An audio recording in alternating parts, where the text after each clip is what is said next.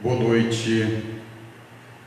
Boa noite a todos os nossos amigos internautas que já estão aí diretamente ligados a nós, ligados a redes sociais.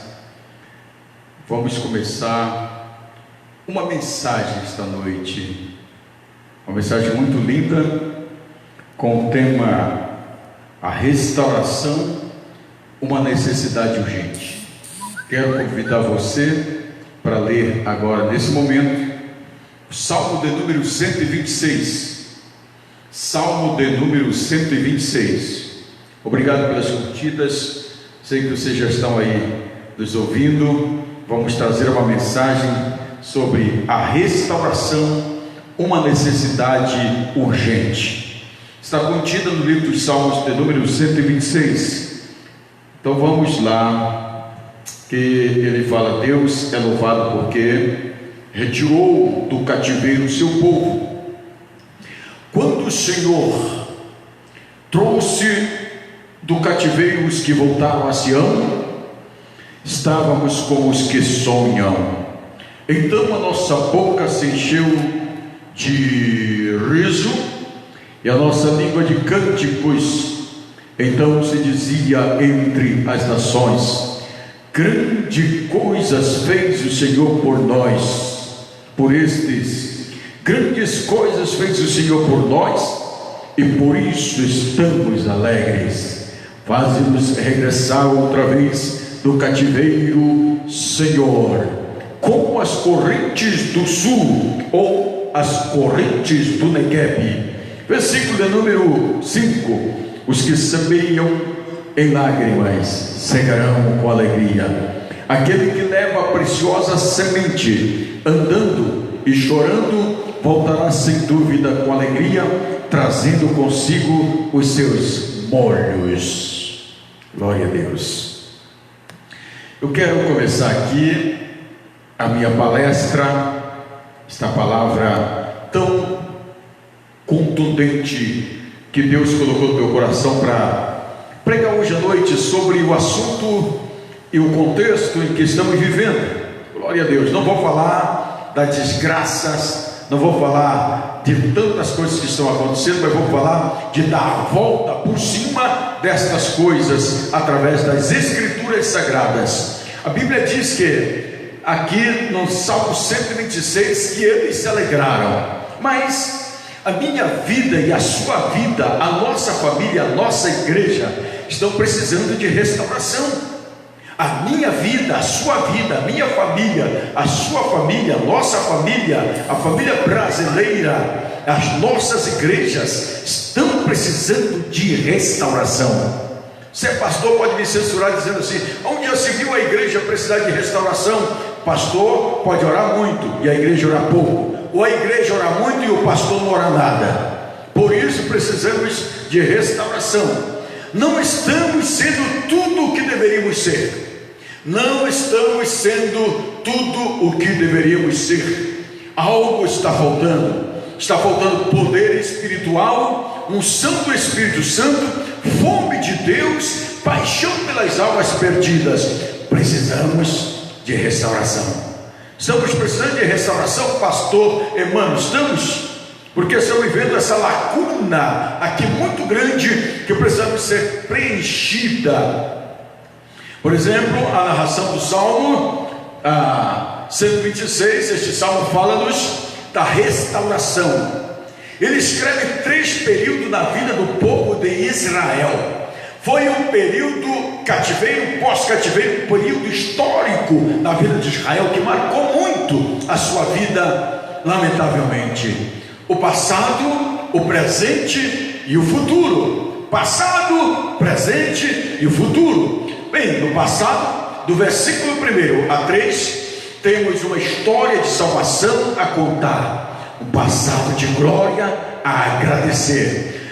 No presente, do versículo 4, temos um desafio presente a enfrentar, e um presente de crise, um presente de crise. Nós estamos vivendo isso na pele. Toda a história de todas todas as nações no mundo, uma crise globalizada, uma crise econômica, crise política, crise religiosa, crise familiar, crise em todos os seus aspectos. Mas estamos vivendo uma época de crises, um presente de crise.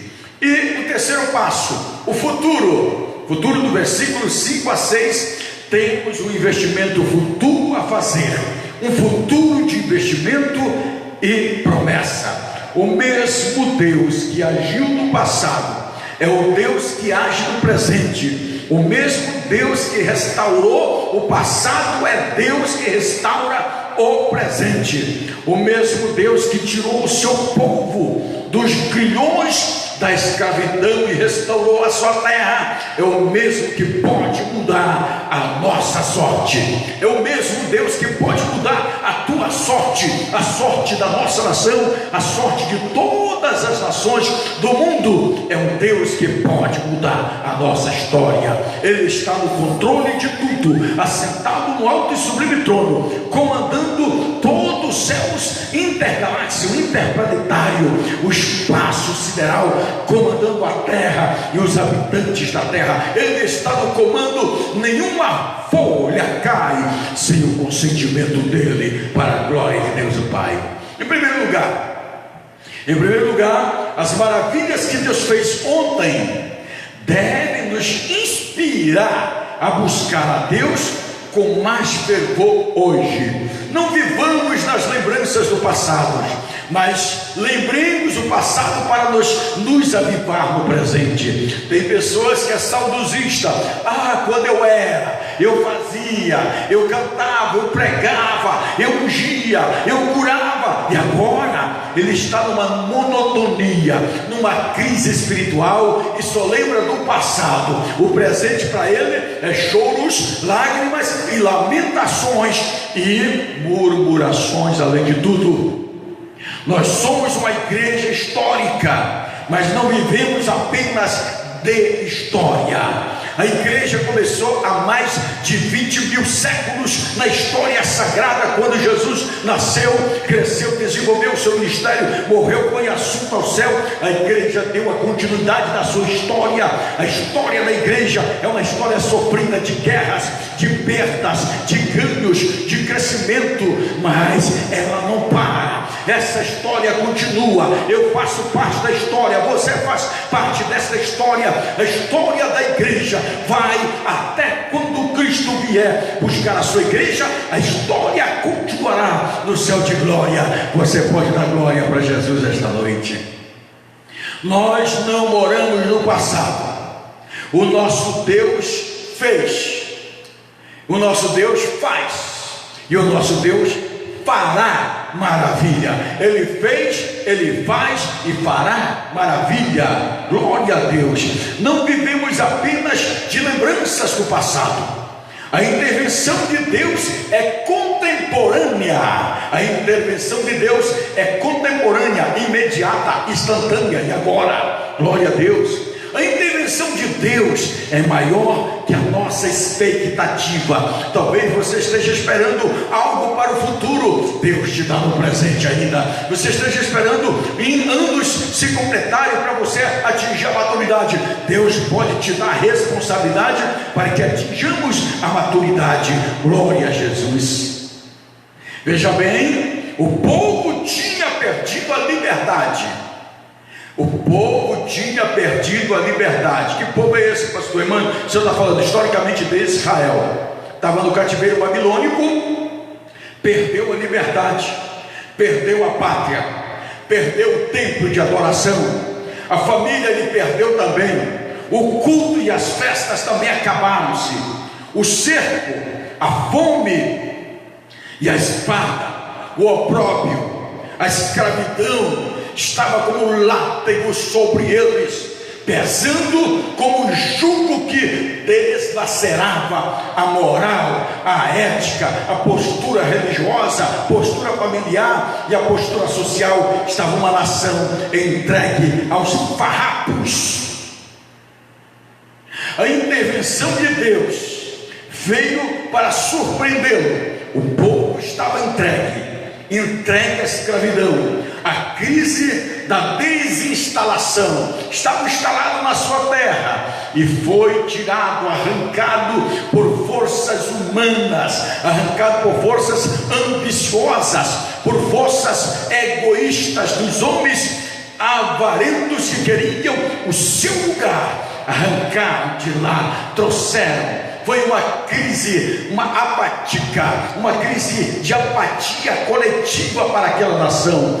Nós nos assentávamos, eles cantavam assim, nós assentávamos, quando nós cantávamos, quando nós orávamos, cantávamos junto, tocávamos junto. Tudo era o passado. Agora eles estão no cativeiro, eles estão na prisão, são escravos, maltratados, são vilipendiados, e agora só a saudade, o saudosismo bateu no peito. Nós cantávamos, nós assentávamos.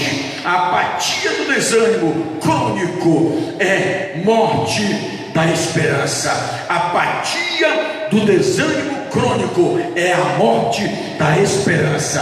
O apostar é apostar que a crise é imutável. É apostar que a crise é imutável.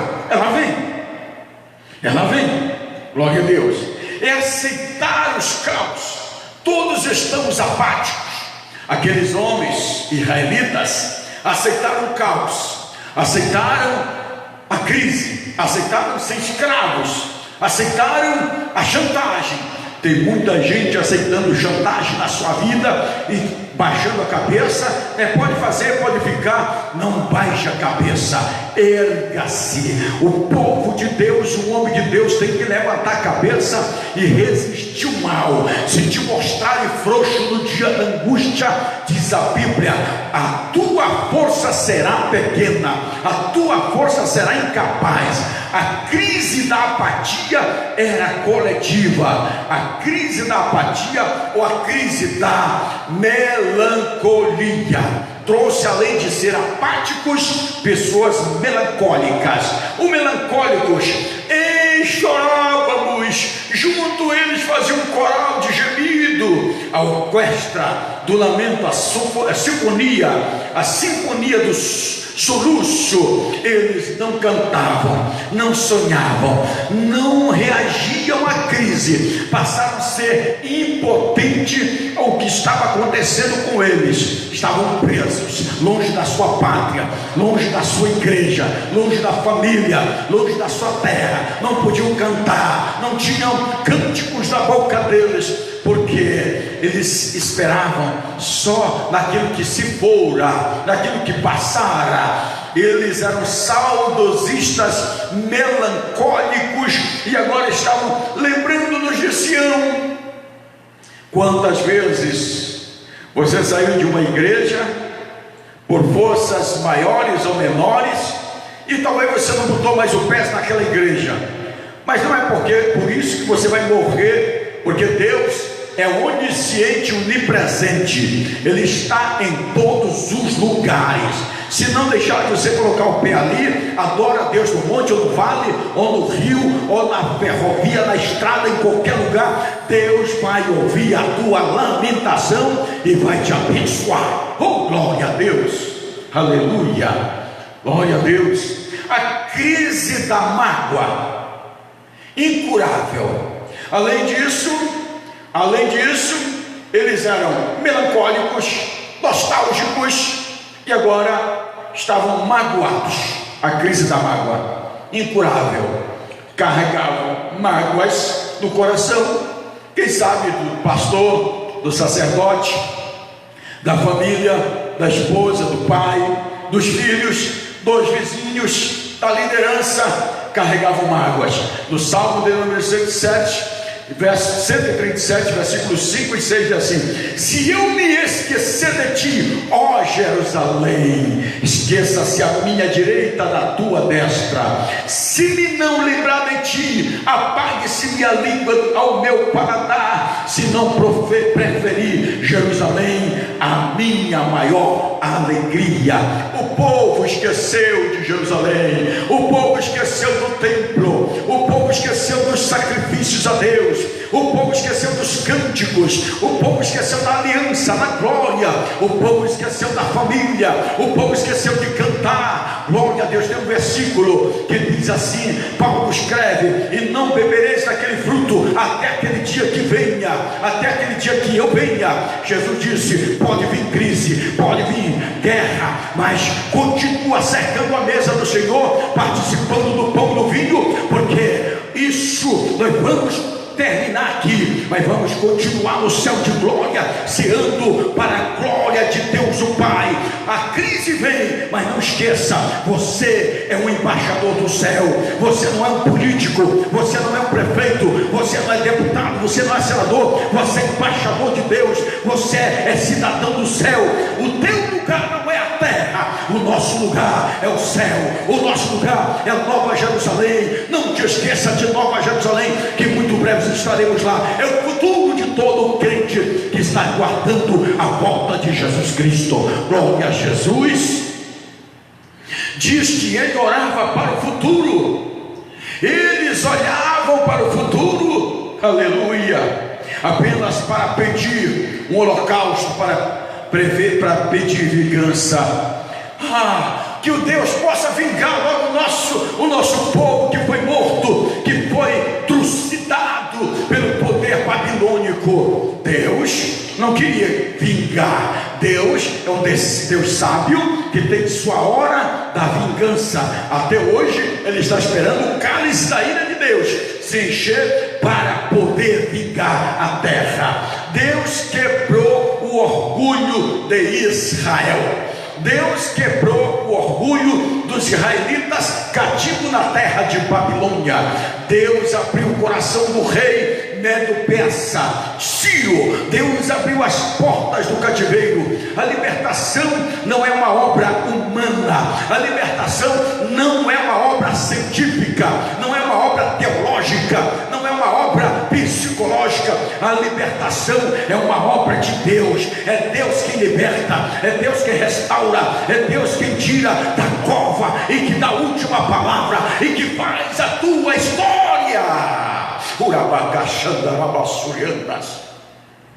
Eita, glória a Deus. É Ele que nos põe de pé, é Ele quem nos faz sonhar de novo, é Ele que nos enche de poder. E não se contente com a migalha que você está vivendo nesta cidade, neste lugar, na tua casa, no teu lugar, nesta igreja, nesse ministério. Se não tem palavra, se não tem poder, se não tem unção, se não tem glória, não tem revelação, não tem salmos, não tem cânticos, não tem melodias espirituais, sai, meu povo, do meio deles, e vai buscar a presença real do Espírito Santo de Deus, e vai comer o alimento que Deus tem para você. A intervenção de Deus produz alegria indizível. A intervenção de Deus produz impacto nos outros e torna um poderoso testemunho entre as nações. A intervenção de Deus gera reconhecimento sincero. Glória a Deus.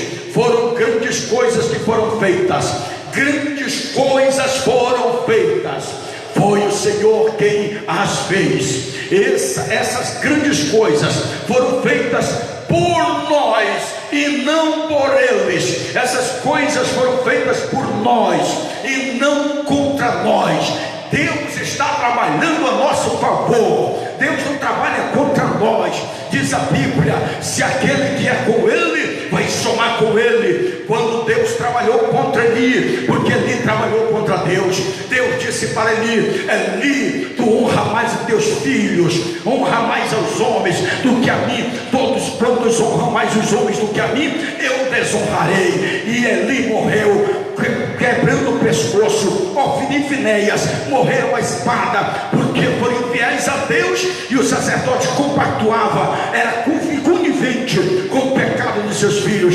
Quero dizer aqui a você: Deus tem grandes coisas para fazer por nós, quando nós estamos do lado dele. Glorifica a Deus esta noite aí, meu irmão.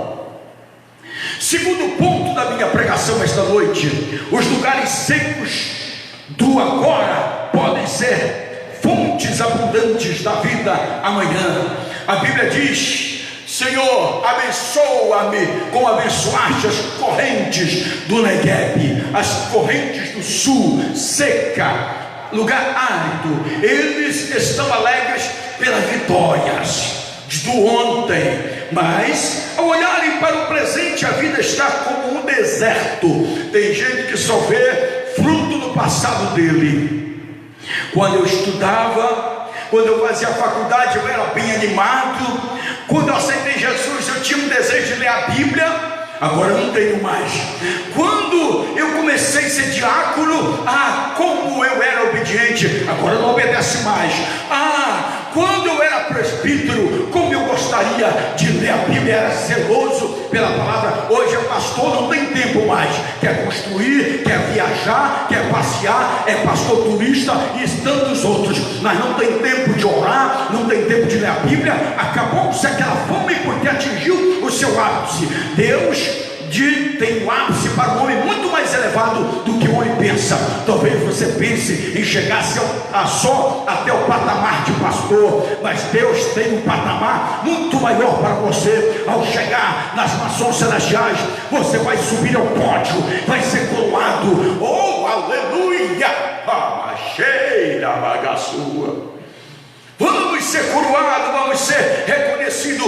Vinde bendito de meu Pai, possuí por herança o reino de Deus que está preparado desde a fundação do mundo para vocês. O próprio Cristo vai nos recepcionar, o próprio Cristo vai nos coroar, o próprio Cristo vai reconhecer o teu valor para a glória de Deus, o Pai. Oh, aleluia! Eles estão alegres apenas com o passado. As vitórias de ontem não são suficiente para hoje. Não, temos que andar com Deus hoje, temos que ser cheios do Espírito Santo hoje. Os judeus colhiam pão para comer na sexta-feira, e na sexta colhiam para comer domingo, sábado. Mas quem não colhesse no sábado, de preguiça, ia ficar com fome, porque a comida de sexta não serviria para o sétimo dia. Porque se comemos ontem, precisamos comer hoje. Se comemos hoje, precisamos comer amanhã. A vida espiritual é assim. Nós não lemos a Bíblia 31 vezes e paramos, e depois um ano sem ler. Você parou no tempo e no espaço. Você esqueceu o seu costume, você esqueceu o seu dever, você esqueceu a comunhão que tinha com Deus e com a palavra. Quando você lê a palavra, você passa a ter comunhão com a palavra, passa a ter comunhão com Deus da palavra, passa a ter comunhão com a obra, e passa a ter comunhão com Deus da obra. Que pode ser glória para Jesus esta noite. Temos que ser cheios do Espírito Santo hoje. Temos que evangelizar hoje. Temos que investir na família hoje. Suficiente para a vida hoje, assim como antigas mágoas não devem estragar o presente. Tem gente sendo desgraçados por mágoas do passado. As antigas mágoas não vão te ajudar a chegar ao futuro. Aleluia. Veja bem, Sansão era um jovem cheio do Espírito Santo, mas cedeu ao pecado e terminou a sua vida preso e cego, porque ficou seguro às mágoas do passado, as mágoas hereditárias históricas.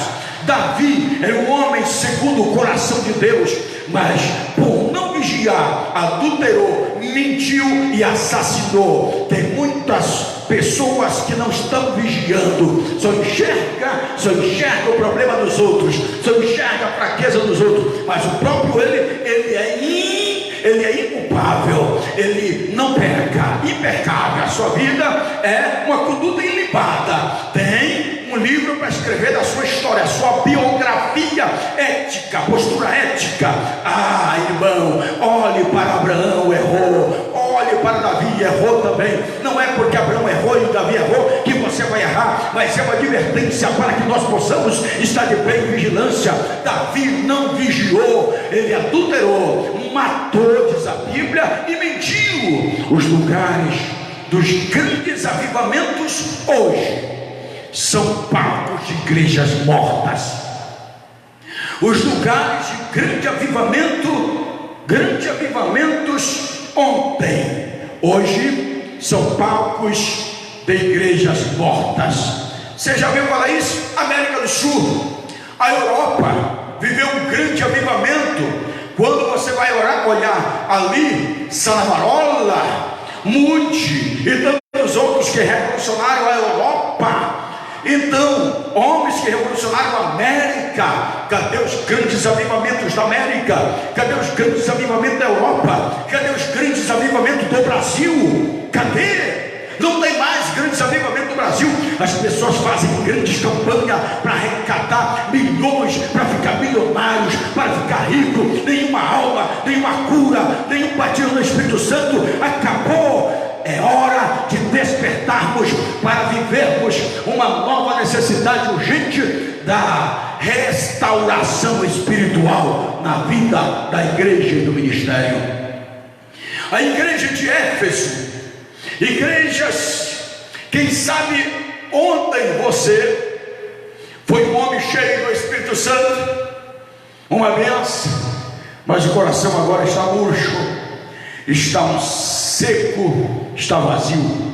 Quem sabe quantos eu conheço grandes pregadores do Brasil, que hoje estão saco seco, que estão vazios, que estão murcharam. Aí diz assim: não, hoje tem uma demanda muito grande de pregadores, de pastores. Eu prego há 31 anos de idade, sou pastor há 31 anos de idade. Que o diabo queira ou não queira, sou pastor ungido do Senhor para pregar a palavra de Deus. Não tenho vergonha, e prego a palavra de Deus, vivo a palavra de Deus com a minha família. Eu e a minha casa serviremos ao Senhor, e por isso a cada dia que prego com mais vivência, porque eu sei que Jesus está voltando para buscar a sua igreja. A ilustração aqui, meu amado: falta pão na casa de pão. Reunimos-nos para cantar, ou para contar o que havia pão, para contar que havia pão. Quando falta pão na casa de pão, o povo foge. Quando falta pregação, doutrina, o povo vai embora. Pastor, eu vou buscar aqui o grande conferencista, e diz o nome dos conferencistas mais famosos, e paga um cachê de 25 mil, 30, 50 mil, 100 mil reais para ele vem, prega com a igreja, não ganha nenhuma alma, não aceita Jesus, ele leva teu bolo e você fica lá, porque faltou pão na casa de pão. Não tem pão, o pastor tem que ter alimento para as suas ovelhas. Foi isso que Davi ensinou para nós. Ele foi pastor de ovelhas, levava os seus pastos aos campos verdejantes para alimentar as suas ovelhas. Ele lutava contra os lobos vorazes da sua igreja. Ele protegia a sua igreja, colocava no aprisco. Noites inteiras passava sono olhando para o céu, conferindo estrela talvez, falando com Deus, cantando e salmodiando a Deus, mas não deixava as suas ovelhas. Ele tinha o cheiro das ovelhas do seu pai. Olha aí, quando tem pão na casa de pão, o povo retorna. O meu pastor dá uma bênção, meu pastor está orando, meu pastor está pregando, meu pastor está ensinando, meu pastor dá uma bênção, eu vou voltar para a igreja. A sequidão hoje é um motivo de desânimos, mas para um clamor, vamos clamar. É tempo de igreja clamar como Isaías: se os céus fendessem e tu descesse, se o céu fendesse, que rachasse, se partisse e tu descesse, aleluia. É tempo da igreja fazer como Elias, subir à presença de Deus e meter a cabeça entre os joelhos para orar, até chegar o tempo da da restauração. Glória a Deus. Os avivamentos nasceram do ventre da crise. Se você pensa que avivamento nasceu debaixo de uma campanha poderosa, de campanhas milionárias, de campanhas que você dá seu ouro, sua prata, seu dinheiro, seu cheque, passa seu cartão, nada disso. Vieram em crises. Israel estava em crise. Os 400 profetas de Baal, 450 profetas de Baal, 400 profetas de Azera, Jezabel impetrando, e Acabe um pecador. Chega o profeta de Deus, Elias, e promove o grande avivamento no meio de uma crise política, da crise espiritual. É hora da igreja se levantar e promover o grande avivamento. O avivamento do Brasil é a igreja orando, a igreja pregando, a igreja evangelizando, e assim todas as igrejas unidas nós vamos vencer e ser mais que vencedores. Atos capítulo 2, os discípulos estão com as portas trancadas, com medo, mas o Espírito Santo veio, aí eles se levantaram, abriram as portas e começaram a falar, porque quando o Espírito Santo vem, o medo desaparece. Na Inglaterra, no século XVIII, a decadência moral e espiritual era gigante. O clube santo na cidade de Oxford, na vigília de 31 de dezembro de 1739, mudou a história da nação. A história foi arrebatada pelo grande movimento espiritual e mudou a história daquela nação. Glória a Jesus. A restauração é obra soberana de Deus. Nós não restauramos a igreja com decretos, com leis, com normas. Não, senhores e senhoras, nós produzimos avivamento. O avivamento vem do céu. Nós não produzimos avivamento. Avivamento vem do céu. Avivamento vem de Deus. Avivamento vem do Espírito. Nós procuramos o melhor método, mas Deus procura os melhores homens. Aleluia, glória a Deus. A restauração é o fruto da oração fervorosa. A restauração é o fruto da oração fervorosa. Hoje temos fome de livro, mas não temos fome de Deus. Temos livros sobre oração, mas pregamos sobre oração. Temos uma boa teologia sobre a oração, mas oramos pouco ou não oramos nada. Jesus orou e o céu se abriu. Glória a Jesus. A igreja orou e o Espírito Santo foi derramado. Elias subiu e a chuva caiu. Aleluia. Spurgeon, o segredo do meu ministério é a igreja de oração. É a igreja em oração. A igreja precisa estar em oração. A restauração é o milagre de Deus. E eu quero finalizar aqui a minha palavra. Onde tem água, toda a terra é terra boa. Onde tem água, toda a terra é terra boa. Deus pode fazer os rios do Espírito Santo brotarem do deserto da nossa vida.